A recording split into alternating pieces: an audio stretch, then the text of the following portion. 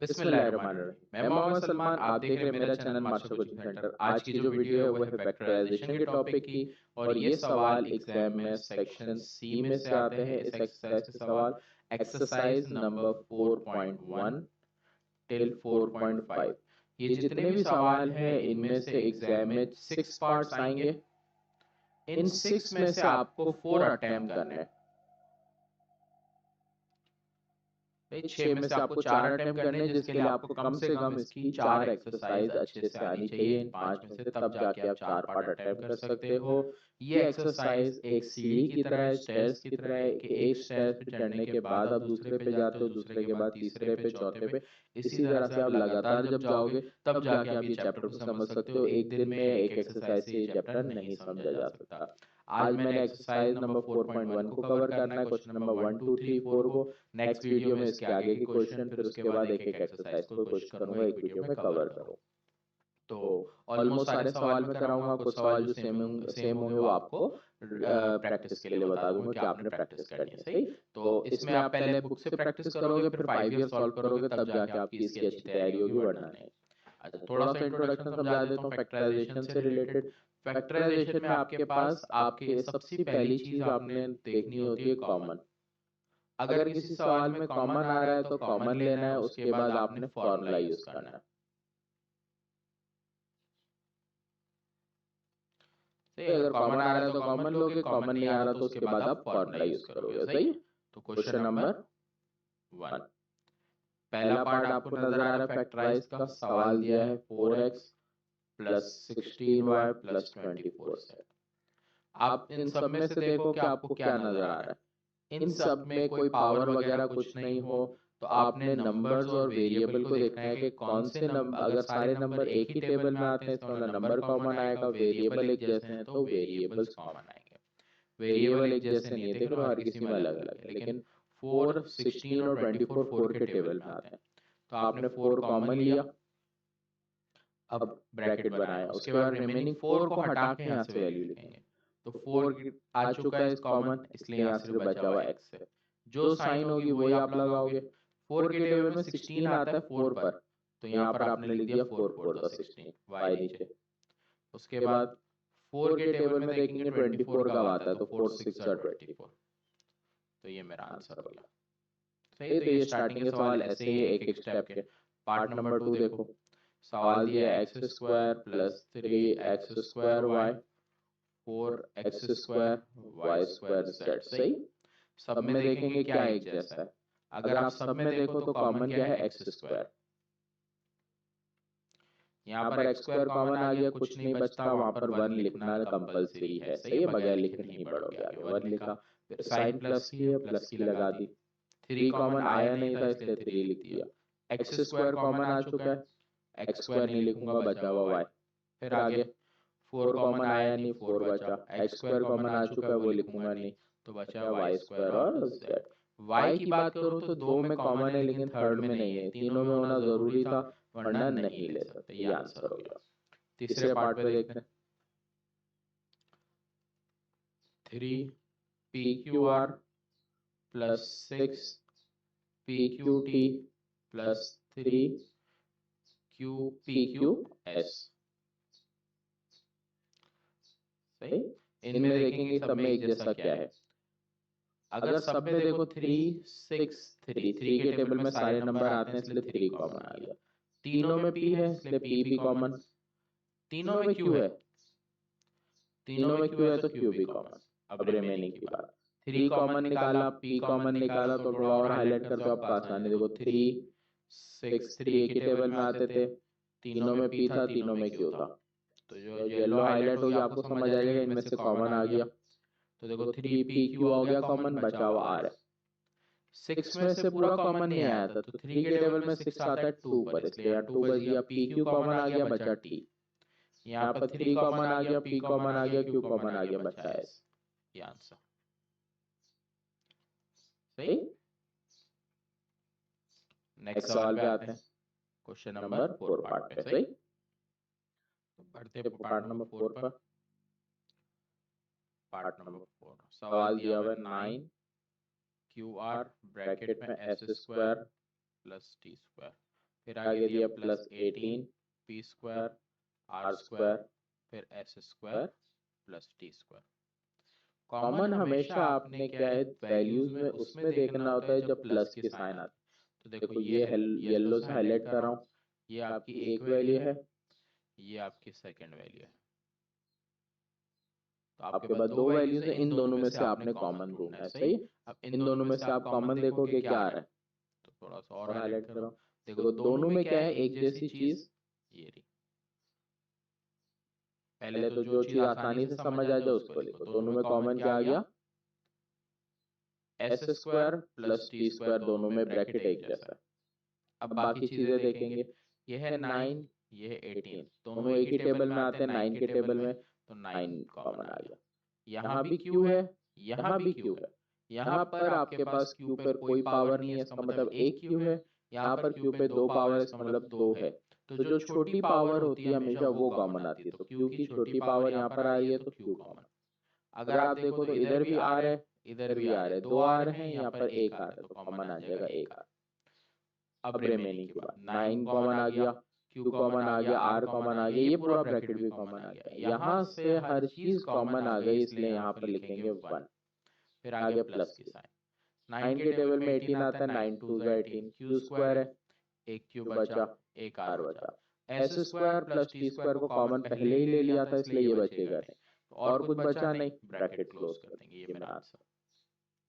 सही, और भी कुछ हो नहीं रहा था। अभी भी मजीद किसी में कॉमन आता तो देखते नहीं आ रहा, इसलिए मेरा आंसर यहीं पर आ गया। सही, तो ये छोटे सवाल थे। पार्ट नंबर 5 देखते हैं। पार्ट नंबर 5 दिया Z square S divided by 16 फिर प्लस सॉरी माइनस, उसके बाद x square Z square upon 8, फिर उसके बाद plus Z x square Z cube divided by 12। सही, कॉमन देखेंगे, ऊपर और नीचे दो जगह कॉमन देखेंगे। इन तीनों में देखो तो कॉमन क्या है, पहले से एक्स से शुरू करते हैं। एक्स, इधर भी एक्स, इधर भी एक्स, तीनों में एक्स है। जब तीनों में अगर एक्स मौजूद है तो अब एक्स की जो छोटी पावर है वो कॉमन ली जाएगी। तो एक्स एक, यहाँ दो, यहाँ दो, तो छोटा है एक्स एक दफा, तो वो कॉमन आ गया। जेड को देखो तो जेड स्क्वायर है, जेड स्क्वायर है, जेड क्यूब है, जेड की छोटी पावर आ रही है जेड स्क्वायर। सही, ऊपर हमने देख लिया कॉमन, नीचे भी इसी तरह कॉमन देखेंगे। 16 8 और 12 कौन से टेबल में आते हैं, 4 के टेबल में, तो 4 कॉमन आ जाएगा। जेड स्क्वायर कॉमन आ चुका है, लिखने की जरूरत नहीं। एक्स कॉमन आ चुका है, कुछ भी नहीं बच रहा, ऊपर 1 लिखेंगे। नीचे आ जाते हैं, 16 4 के टेबल में कब आता है, 4 का, तो यहाँ पर नीचे बचा 4। साइन माइनस की है, माइनस की लगेगी। एक्स स्क्वायर है, यहाँ पर हमने बाहर एक एक्स कॉमन निकाला, 2 है, एक बच गया। जेड स्क्वायर कॉमन निकाल चुके हैं, इसलिए वो लिखेंगे नहीं। नीचे देख लेते हैं, 4 के टेबल में 8 आता है, 2 जा, तो नीचे बच गया 2 प्लस की साइन। एक्स स्क्वायर में से एक्स कॉमन आया, एक एक्स बच गया। जेड क्यूब है, हमने 2 जेड बाहर निकाले हैं, अंदर एक जेड बच गया। 4 के टेबल में 12 कब आता है, 4 3 12। ये हमारा आंसर है, क्योंकि इससे ज्यादा ये सॉल्व नहीं हो रहा। सही, तो ये सिंगल वाले सवाल भी एग्जाम में आए हुए हैं। उसके बाद पार्ट नंबर 6 आखिरी देख लेते हैं। पार्ट नंबर 6 में देखो, x minus y, x minus y, x minus y तीनों में है, तीनों में a है, तो कॉमन जो चीज आएगी वो x माइनस वाई और a है। पार्ट नंबर 6 क्या है, a bracket x minus Y, फिर उसके बाद minus a square b bracket x minus Y, फिर plus a square b square x minus Y. सही, तीनों में आपको कॉमन बताया मैंने सवाल को देखते ही कि a एक जैसा है, x माइनस वाई एक जैसा है। a और x माइनस वाई कॉमन आ गया 1। यहाँ पर a स्क्वायर है, मैंने a के बाहर निकाला है, एक बच गया, b बाहर निकाला नहीं है, वैसे ही रहेगा। x माइनस वाई कॉमन निकाल चुका हूँ, नहीं लिखूंगा। आगे प्लस की साइन, a स्क्वायर है, a के मेरा बाहर आ चुका है, तो बचा हुआ a के। यहाँ पर b स्क्वायर है, b स्क्वायर कॉमन लिया नहीं, अंदर बच गया। x माइनस वाई कॉमन आ चुका है, वो अंदर है, तो ये आंसर आ गया पार्ट नंबर 6 का भी। तो ये एक एक लाइन के आंसर थे, लेकिन थोड़े से ट्रिकी है, अगर इसको अच्छे से समझो तो फिर आपको मसला नहीं होगा। नेक्स्ट पार्ट पे आते हैं क्वेश्चन नंबर 2 पर। पार्ट नंबर 1 पे आते हैं। ये भी इसी तरह के हैं, कॉमन वाली सवाल है क्वेश्चन नंबर 2 के। एग्जाम में आपके पास जंबल सवाल आएंगे तो आपने प्रैक्टिस करनी है और फिर खुद आपको अंदाजा हो जाएगा कि सवाल कॉमन से सॉल्व हो रहा है या फॉर्मूला से। सही, फॉर्मूला से कभी भी सवाल सॉल्व हो रहा होगा तो होल स्क्वायर होल क्यूब जरूर बनेंगे। जब फॉर्मूला के सवाल नहीं होंगे तो फिर पावर आपको ऐसी नजर आएगी जो होल स्क्वायर क्यूब नहीं बनती। सही, पार्ट नंबर 1 है क्वेश्चन नंबर 2 का। 7x xz 7z plus z square. अच्छा, अब जब चार वैल्यूज आपको सवाल में दी जाए और तीन वैल्यूज दी जाए, जैसे यहाँ पर 3 या 2 वैल्यू सवाल में दी, तो उसमें से तो आपने सब में से कॉमन लेना होता है। लेकिन जब आपको चार वैल्यूज नजर आती है ना तो फिर आपने दो वैल्यूज में से स्टार्टिंग की कॉमन लेना है। तो आप स्टार्टिंग की इन दो वैल्यूज में से कॉमन लोगे और फिर इन दोनों में से कॉमन लोगे। सही, इन दोनों में अगर हम देखें तो x एक जैसा है। सही, उसके बाद यहाँ पर 7 बच रहा है, फिर यहाँ पर x कॉमन आ गया, z बच रहा है, यहाँ पर प्लस साइन है, प्लस साइन। यहाँ पर जब कॉमन लेंगे ना अगली दफा तो साइन जो होगी वही नीचे कॉपी होगी। यहाँ पर दोनों में एक जैसा क्या है, z, तो z बाहर आ गया। यहाँ पर बचा 7, z कॉमन आ चुका है, फिर प्लस साइन, z स्क्वायर था, एक z कॉमन आया, एक बच गया, तो ये आपके पास आया। जब आपके पास चार वैल्यूज होंगी आपने पहले दो में से कॉमन लेना है, फिर आप जब देखोगे तो इन दोनों में से आपको ये ब्रैकेट सेम नजर आ जाएगा। तो जो सेम ब्रैकेट आ गया उसको लिख देंगे 7 प्लस जेड और फिर रिमेनिंग आपके पास है x प्लस जेड। ये आपका आंसर है। आई बात समझ? तो इस तरह से आपने करना है चार वैल्यूज वाले। पार्ट 2 को देख लेते हैं। 9 a square b 18 ab square 16 ac plus minus 12 bc। इन दोनों में से कॉमन लूंगा 9 और 18, दोनों 9 के टेबल में आते हैं। सही, a स्क्वायर है, यहाँ पर a है, a के बार आएगा, यहाँ b है, यहाँ b स्क्वायर है, b बार आएगा। 9 बार आ चुका, a स्क्वायर में से a बार आया, a लिख दिया, b बार आ चुका है, लिखेंगे नहीं, प्लस की साइन है, प्लस साइन लगाई। 9 के टेबल में 18 आता है, 9 2 18, फिर a बाहर आ चुका है, b स्क्वायर में से एक b बाहर निकाला है तो बचा है आपके पास अंदर एक। मैंने आपको बताया जो साइन यहाँ पर होगी वही लगेगी, माइनस। 16 और 12 आते हैं 4 के टेबल में, तो 4 कॉमन आ जाएगा। सही, उसके बाद यहाँ पर 16 नहीं है, 6 है, मैंने 16 लिख दिया, इसको 6 कर देता हूँ। सही, अब अगर मैं 6 और 12 की बात करूं तो 6 और 12 छोटे टेबल में तो 2 में आते हैं, लेकिन हमें बड़ा नंबर कॉमन लेना होता है तो 6 और 12 आते हैं 6 के टेबल में, तो 6 बार आ गया। दोनों में a नहीं है तो a कॉमन आएगा नहीं, दोनों में c है, c कॉमन आएगा। 6 कॉमन आ गया, c कॉमन आ गया, बचा a। फिर यहाँ पर एक चीज याद रखना, जब कभी भी आप बाहर माइनस कॉमन निकालते हो तो आपने यहाँ पर क्या है, ये माइनस साइन थी, ये लिख दी। जब कभी भी बाहर माइनस लिखोगे इस साइन को आपने चेंज करके लिखना है। सही है, तो जो येलो मैंने बाद में की, यहाँ माइनस है, अब यहाँ पर लगाऊंगा प्लस।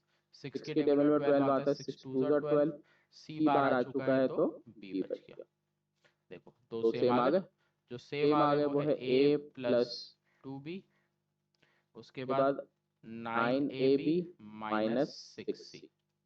यहाँ तक क्लियर है?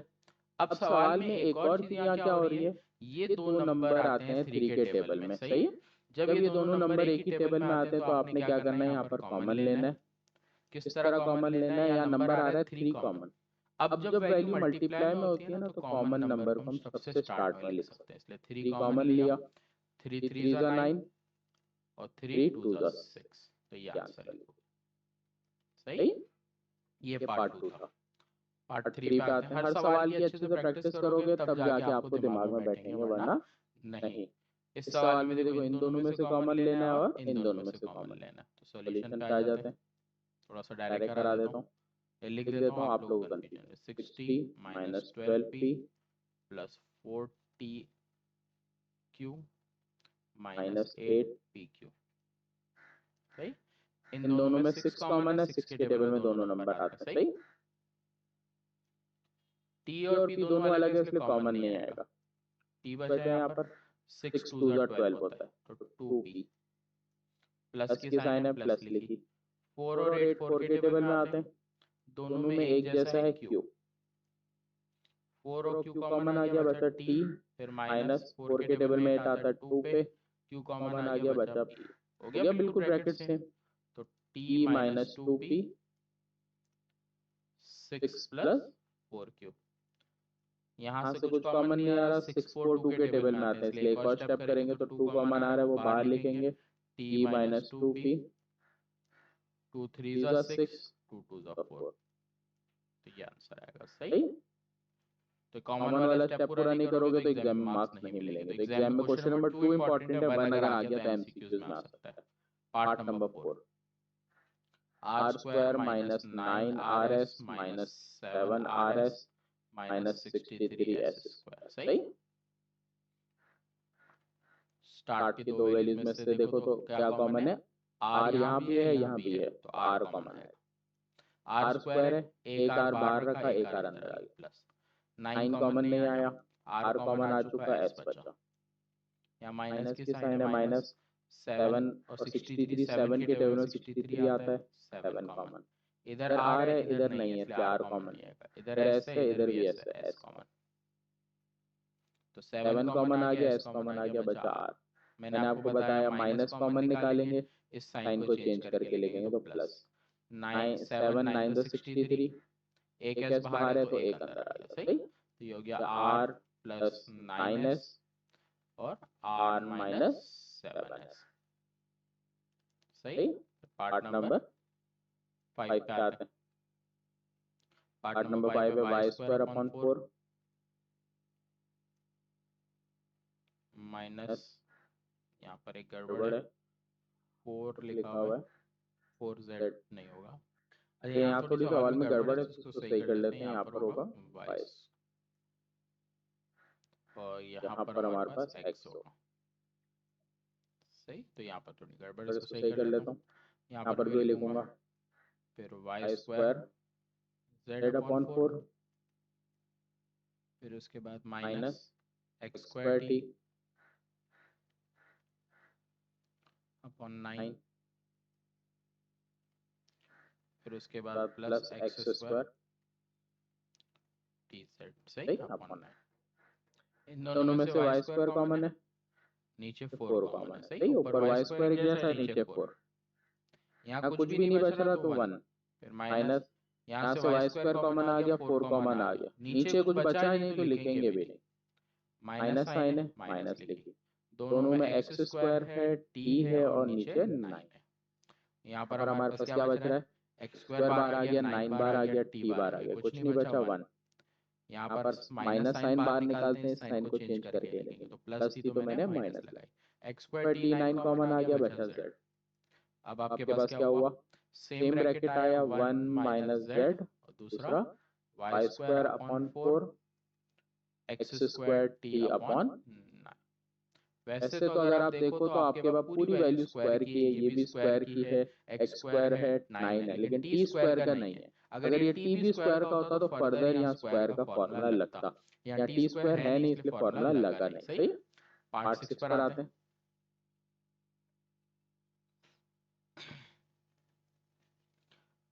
10 xy divided by 11 plus 5 xz divided by 11 minus 14 yz divided by 11 minus 7xy minus 7xy upon 11।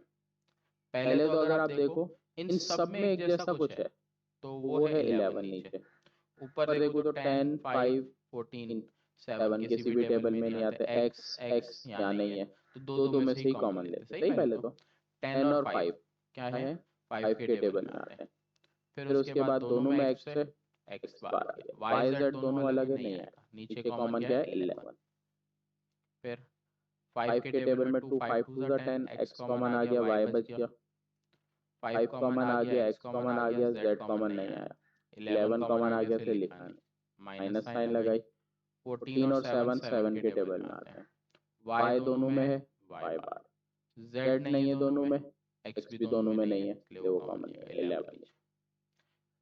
7 के टेबल में 7 2 जा 14, y बाहर आ चुका, बचा z, सही। उसके बाद माइनस यहाँ पर आपके पास क्या है, 7 कॉमन आ चुका है, y कॉमन आ चुका है, बचा x। सही। अब अगर यहाँ पर आप देखो तो सवाल में वैल्यू बिल्कुल अलग आ रही है आपके पास। वैसे होता नहीं है कि यहाँ पर वैल्यू अलग है, अगर अलग आ रही है इसका मतलब है या तो आपने सॉल्यूशन गलत किया है या सवाल में गलती है। सवाल में गलती ये है कि यहाँ पर x के साथ होना चाहिए z। सही। तो जब z होगा तो कॉमन फिर आपको इस हिसाब से निकाल के दिखाता हूँ।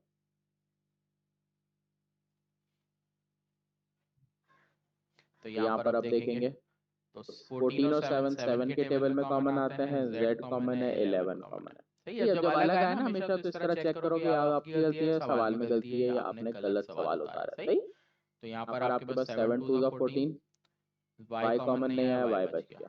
माइनस कॉमन निकालते हैं, साइन चेंज, 7 कॉमन आ चुका, z कॉमन आ चुका, बचा क्या, z कॉमन आया ना, यहाँ पर भी होगा z स्क्वायर। तो यहाँ पर और भी गड़बड़ आ रही है, x बच रहा है फिर, तो यहाँ z स्क्वायर आएगा आपके पास। सही।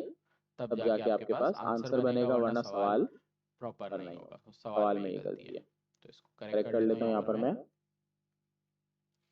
z square. सही। जब z स्क्वायर होगा तो यहाँ बच जाएगा z। ये ब्रैकेट सेम आता है तभी सॉल्यूशन होता है इस सवाल का, वरना रुक जाता है। तो ये सेम आ गया 2y प्लस z। उसके बाद आपके पास है 5x upon 11 minus 7z upon 11। वैसे आंसर इस तरह भी लिख सकते हैं, या चाहे तो नीचे 11 नजर आ रहा है, इस 11 को आप शुरू में 1 upon 11, 2y plus z 5x minus 7z, इस तरीके से भी लिख सकते हो। सही। ऊपर वाला और नीचे वाला दोनों ही आंसर करेक्ट है। तो यहाँ आके आपका क्वेश्चन नंबर 2 कंप्लीट होता है।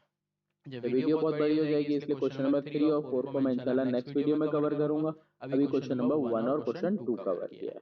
तो इंशाल्लाह मिलते हैं नेक्स्ट वीडियो में। मेरे चैनल पर न्यू है तो लाइक और सब्सक्राइब जरूर करें। अल्लाह हाफिज।